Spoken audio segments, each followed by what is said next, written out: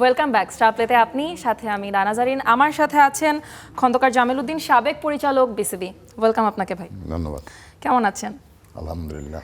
এই যে 5 আগস্ট গণঅভ্যুত্থানের পরে আসলে দেশের ক্রীড়াঙ্গন কেমন ছিল এবং বিসিবিতে আমরা যে বিভিন্ন ধরনের বিসিবির অভ্যন্তরীণ কোন্দল দেখতে পেয়েছি, এটা কেন হয়েছে আপনার কি মনে হয়? 5ই আগস্টের পরে তো আসলে অন্তর্বর্তী সরকার ছিল, আর একটা গণ আন্দোলনের মাধ্যমে দীর্ঘদিনের ফ্যাসিস্ট সরকারের পতন হয়েছে। একটু জোরাতালি দিয়ে আসলে সব কিছু করা হয়েছে, কারণ দেড় বছর খুব বেশি একটা সময় না। প্রথম কয়েক মাস তো আসলে পরিস্থিতি সামাল দিতে দিতেই সবার নাবিশ্বাস উঠে গেছিল। তার মধ্যে সামাল দেওয়া গিয়েছিল, সেইভাবে কিন্তু সামাল দেওয়া যায়নি। সব জায়গায় অ্যাডহক কমিটি, সব জায়গায় বিতর্ক। ইভেন বিসিবি যেটা হচ্ছে বাংলাদেশের সবচেয়ে বড় ক্রীড়া ফেডারেশন, সেখানেই তো আপনি দেখেন ফারুক আহমেদকে প্রথম নিয়োগ দেওয়া হলো, কথা নাই বার্তা নাই, 8 মাসের মাথায় তাকে চেঞ্জ করে দিয়ে আমিনুল ইসলাম বুলবুল, যিনি আইসিসিতে খুব ভালোভাবে বাংলাদেশকে রিপ্রেজেন্ট করছিলেন, বাংলাদেশের পরে কাজ করছিলেন, তাকে এনে বসিয়ে দেওয়া হলো। এটা একটা জোড়াতালি দিয়ে আসলে সব কিছু করা হয়েছে। তো জোড়াতালি দিয়ে যখন কোনো জিনিস করা হবে, সেটার কাছ থেকে তো আপনি ভালো কিছু আশা করতে পারেন না আসলে। এখন এই জোড়াতালি দেওয়া বোর্ড, প্রথমবার ফারুক আহমেদ এবং তারপরে আমিনুল ইসলাম বুলবুল, এখন যদি আমরা বলি আমিনুল ইসলাম বুলবুলের যে বোর্ডটা আছে, এই বোর্ডটাকে অনেকেই আসলে অবৈধ বলে। এই বোর্ডটাকে কি অবৈধ বলা যায়? আপনার কি মনে হয়? আসলে যে আপনাকে দেখতে হবে ওই সময় ঘটনাগুলি কি ঘটেছে। তামিমের নেতৃত্বে একদল সংগঠক যারা নির্বাচনে অংশগ্রহণ করতে চেয়েছিলেন, বিভিন্ন জেলার যে ক্রীড়া কাউন্সিলরশিপ যাদেরকে দেওয়ার কথা, নিয়ম অনুযায়ী সিইও চিঠি দিবেন কাউন্সিলর নির্বাচনের জন্য, কিন্তু যে প্রক্রিয়ায় কাউন্সিলর নির্বাচিত হওয়ার কথা ছিল সেই প্রক্রিয়াটাকে পাশ কাটিয়ে গিয়ে স্বয়ং বিসিবি প্রেসিডেন্ট, এটা কিন্তু খেয়াল করতে হবে, স্বয়ং বিসিবি প্রেসিডেন্ট উনি কিন্তু চিঠি দিতে পারেন না। উনি কিন্তু জেলা প্রশাসককে চিঠি দিয়ে বলতে পারেন না অমুক অমুককে কাউন্সিলর বানান, এই ক্রাইটেরিয়াতে কাউন্সিলর বানান। কাউন্সিলর কারা হবে এটার ক্রাইটেরিয়া কিন্তু আগের থেকে সেট করা আছে।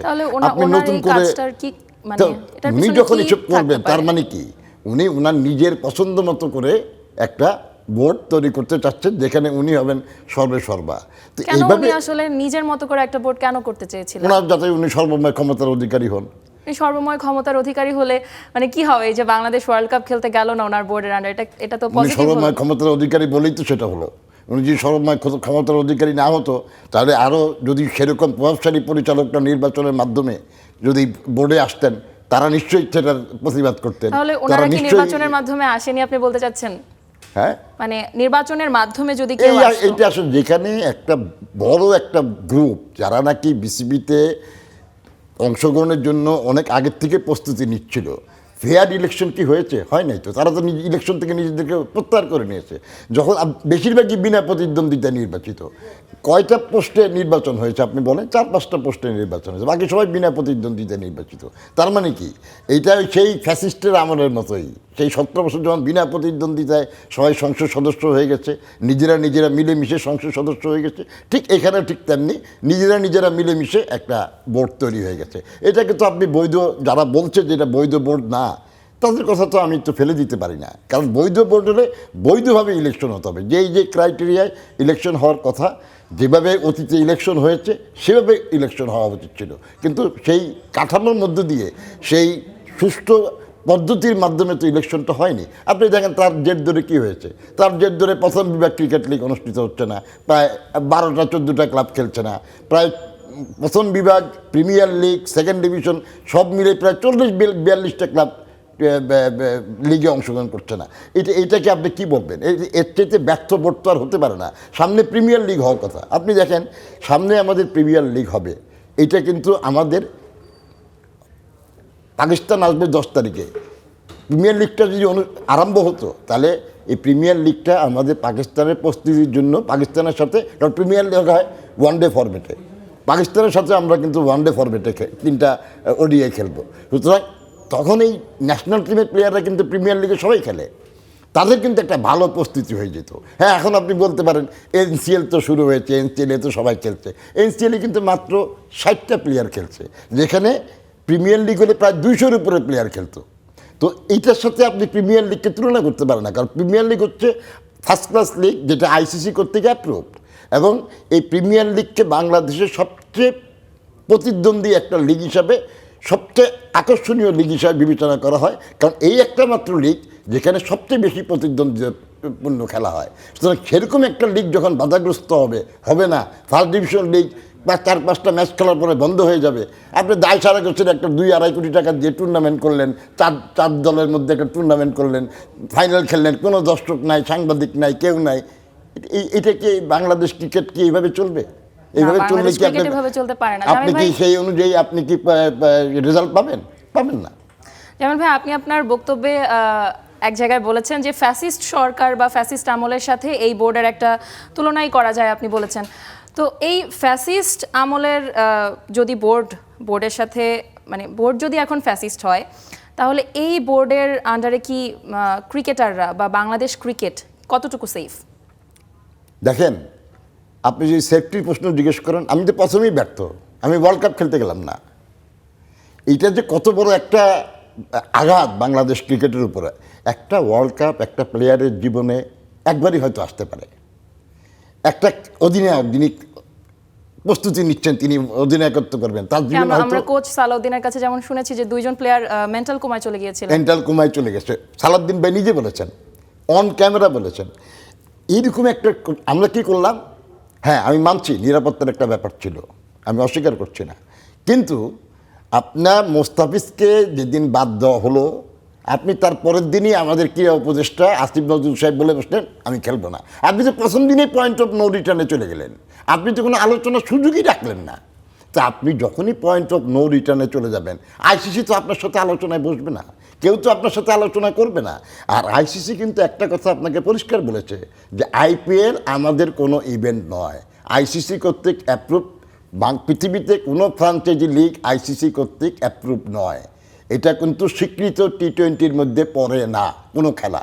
সুতরাং যেটা আইসিসির কোনো ইভেন্ট না, সেই ইভেন্টকে কেন্দ্র করে আপনি ডাইরেক্ট বলে দিতে পারেন না আমি ওয়ার্ল্ড কাপ খেলবো না। যদি আইসিসির ইভেন্ট হতো, সেখানে নিরাপত্তা সংক্রান্ত ঝামেলা থাকতো, তাহলে আপনি বলতে পারতেন। কিন্তু যেটা আইসিসির ইভেন্ট নয়, সেখানে যদি আপনার নিরাপত্তার কোনো ইস্যু থাকে, আপনি তো আগে আইসিসির সঙ্গে আলোচনা করবেন। তাদের সঙ্গে আলোচনা করে তাদেরকে বুঝিয়ে তো আমরা খেলাটা খেলতে পারতাম, আরেকটা ভেন্যুতে খেলতে পারতাম, হয়তো শ্রীলঙ্কাতেই খেলতে পারতাম, যদি আমরা প্রথমেই পয়েন্ট অফ নো রিটার্নে চলে যেতাম। তো ব্যাপারটা যখন এরকম, তখন এই বোর্ডের হাতে সামনে ক্রিকেট কতখানি সেফ বলে আপনি মনে করেন, জনগণ মনে করে, কেউ তো তা মনে করছে না।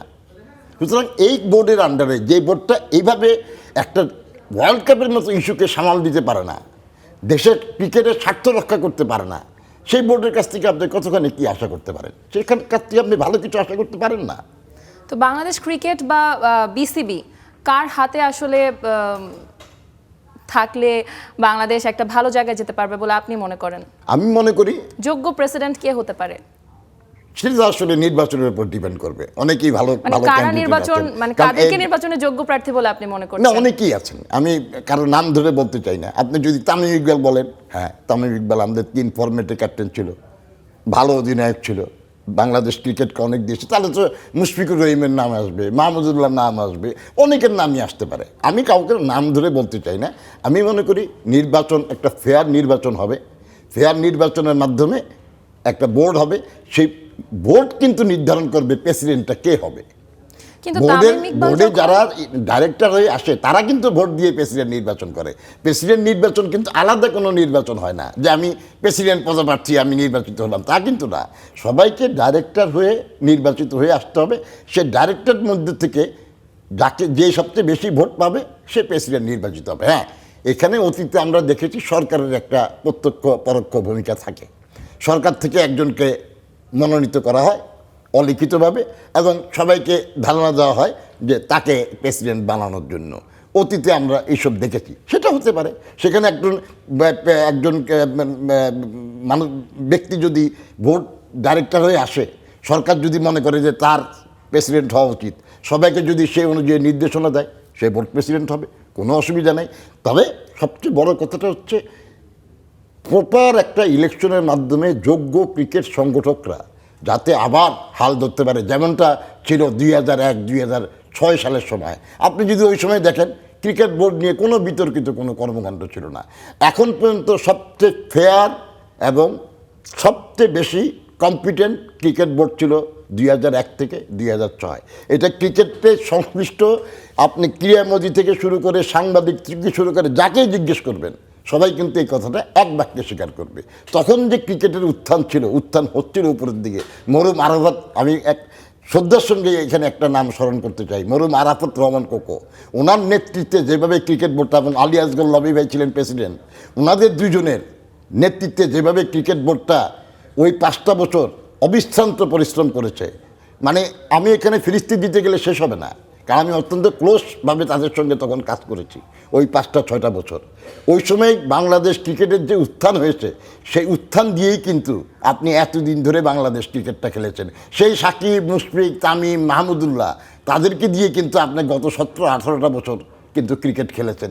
এরা কখন সৃষ্টি হয়েছে? এরা সৃষ্টি হয়েছে ওই 2001 থেকে 2006-07 পর্যন্ত সময়কালের মধ্যে। সেই পুঁজি দিয়েই কিন্তু আপনি এতদিন বাংলাদেশ ক্রিকেটটাকে চালিয়েছেন। তারপরে কি আপনি এরকম একঝাঁক খেলোয়াড় আপনি বাংলাদেশ ক্রিকেটে আনতে পেরেছেন, যারা বাংলাদেশকে 14, 15, 20 বছর সার্ভিস দিচ্ছে? 4 বছর, 5 বছর, 3 বছর দিয়েই তারা হারিয়ে যাচ্ছে।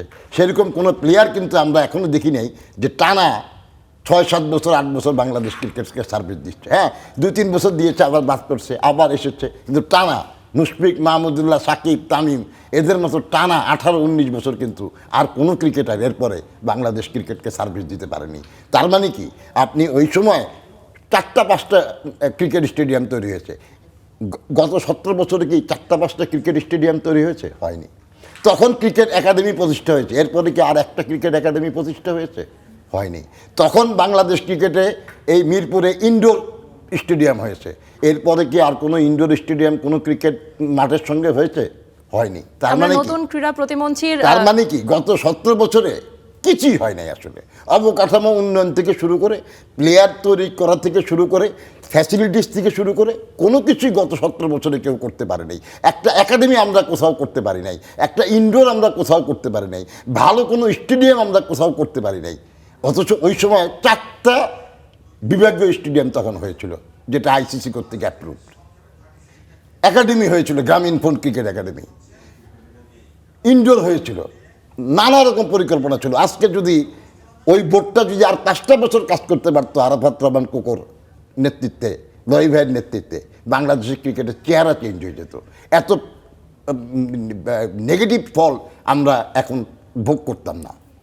জি জামিল ভাই, আমরা নতুন ক্রীড়া প্রতিমন্ত্রীর প্রথম দিনের যে কর্মসূচি, তার মধ্যে কিন্তু আমরা দেখেছি যে এই ধরনের জিনিসগুলো তার কাজের মধ্যে আছে। তো নতুন ক্রীড়া প্রতিমন্ত্রীর বিসিবির এই ঘোলাটে পরিস্থিতিতে আসলে প্রায়োরিটি কি হওয়া উচিত? আসলে প্রতিমন্ত্রী তো শুধু ক্রিকেট দেখবেন না, অবশ্যই উনি সমগ্র ক্রীড়াঙ্গনকে দেখবেন। আমরা কিন্তু একটা জিনিস বারবার কিন্তু ভুল আমরা করতেছি। কিন্তু আমরা দেখছি যে কিন্তু আমাদের এই মিডিয়াতে বিসিবিতেই দেখি, যত সামাজিক যোগাযোগ মাধ্যম, মিডিয়া, অন্যান্য মিডিয়াতে আমরা দেখি শুধু ক্রিকেট নিয়েই তার ব্যাপারে কথা বলা হচ্ছে, বাট এই জিনিসটা কিন্তু ভুল। উনি কিন্তু শুধু ক্রিকেট দেখবেন না, উনি কিন্তু নিজে ফুটবলের লোক।